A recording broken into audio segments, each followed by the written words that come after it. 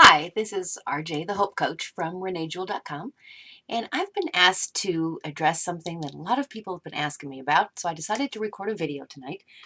On my website, I talk a lot about personal recovery, what that is, what it means, how that translates into better parenting techniques, a better parenting philosophy, and what I've decided to do is tell you a little bit of my story and how I came to this foundation of personal recovery in my own life so you'd get a little better idea of where I come from and why I'm so passionate about personal recovery. Started about 30 years ago. I was a 20-something young woman. I was a single mom, had a couple of little girls, and was completely overwhelmed with life. I wasn't prepared for anything that I had to do at that time in my life. And I was surrounded by some pretty unhealthy people as well. Everyone in my family back then um, really didn't know how to live well. We were just kind of surviving day in and day out. And I turned to alcohol. And I found in alcohol a friend. I found people that I could hang out with, and nobody questioned what I was doing or why I was doing it. I could pretend that everything was fine for a while, and I went downhill very, very quickly. Like all women alcoholics, especially, you put alcohol in a woman's body, and bad things happen. And I discovered one day I was reaching down to hold on to my daughter's hand, and she was about 3 years old. And I will never forget that feeling of her having to tense up a little bit because I was in a hurry and I was in a rush. And I thought, you know what, something has to change. And I reached out and I got some help.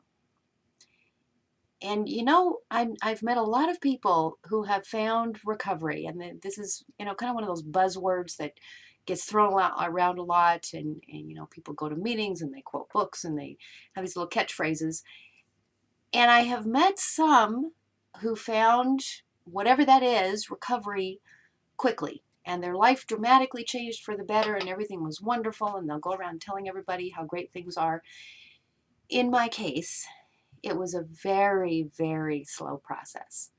I spent about the next 5 years really at a loss. Um, this substance that had helped me feel what I imagined other people called normal was now out of my life, and I was left with me. I was left with an incredible amount of pain. I was left with all the skeletons from my childhood and just some pretty awful things. And I didn't know what to do with any of it. And I kept going to recovery meetings and, immersing myself in that whole lifestyle. And I'm a firm believer in the power of 12-step recovery. Um, and that helped to give me a very strong foundation in what it means to be free of a substance. In my case, I had to get additional help beyond just go to meetings and read the book and work some steps. I found a fantastic therapist in Southern California. His name is Jim. If Jim ever sees this video, thank you from the bottom of my heart. And it took a number of years of just slogging through all that pain.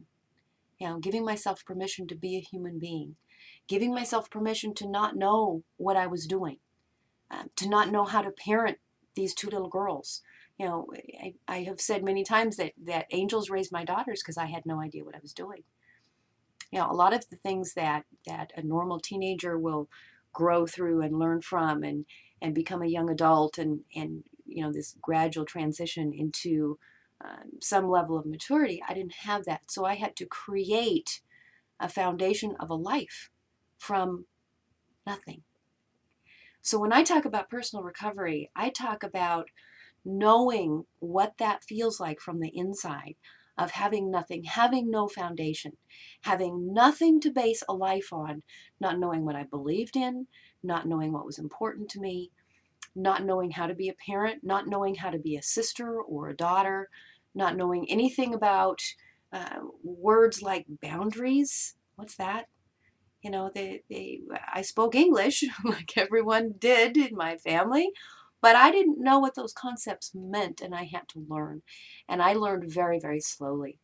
It took, I would say, a good decade into what I call my recovery before I felt like I could live life and be an adult. And then I found my joy. And I will never forget the experience of realizing that I didn't have to remind myself anymore that I was a grown-up.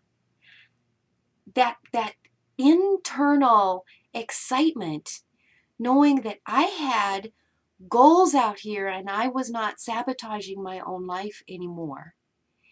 And then finding the additional joy of reaching out to somebody else that's hurting, that's lost, that has no idea what they're doing.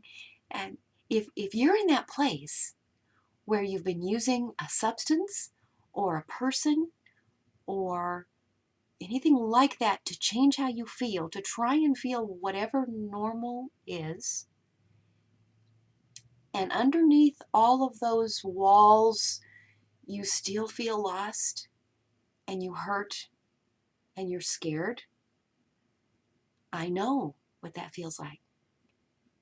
And I know what it means to walk through that experience and get to the other side and find healing.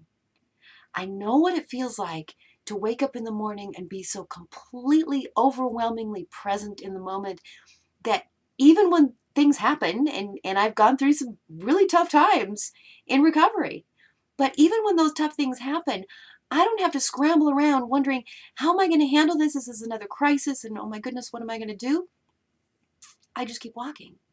And there's nothing magical about that. It's just a whole lot of years back to back of the days where I do things in recovery because I've practiced it long enough to know it works. When someone new comes to me and says, I want you to show me, I'm in that lost place. I don't know how to live without my substance or without my eating problem or without my dysfunctional relationship. I don't know how. We start there because that's something that we share. And then we build a foundation. And just like if you were going to build this grand castle and it was, everything that you imagine that you would like, you probably would not remain in the basement. A perfect foundation is incredibly important, and you can't build a big castle without having that foundation. But you don't live there. You build the foundation, and then you build the first story and the second story, and you put windows in, you put a roof on, and then you paint the walls and you decorate. That's what it is to live in recovery. You have a foundation where you move away from the substance or the relationship or the eating disorder, whatever it is that you're using to try and fill that void. And from that foundation, you learn how to live.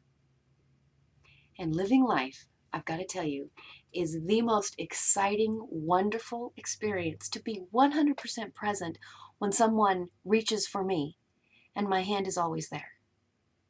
To be 100% present when I'm with my family, who, it's miraculous, every single person in my family is at some stage of recovery themselves.